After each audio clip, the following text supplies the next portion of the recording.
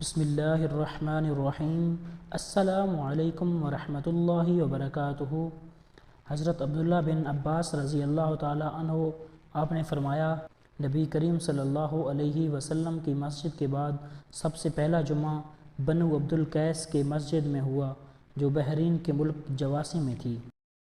حضرت عمر بن خطاب رضی اللہ تعالیٰ عنہ جمعہ کے دن کھڑے خطبہ دے رہے تھے کہ اتنے میں نبی کریم صلی اللہ علیہ وسلم کے اگلے صحابہ مہاجرین میں سے ایک بزرگ تشریف لائے، یعنی عثمان رضی اللہ تعالیٰ عنہ۔ تو حضرت عمر رضی اللہ تعالیٰ عنہ نے ان سے کہا، بھلا یہ کون سا وقت ہے آنے کا؟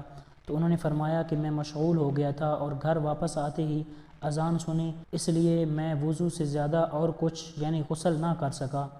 تو حضرت عمر رضی اللہ تعالیٰ عنہ نے فرمایا کہ وضو بھی اچھا ہے، حالانکہ آپ کو معلوم ہے کہ نبی اکرم صلی اللہ علیہ وسلم غسل کے لیے فرماتے تھے۔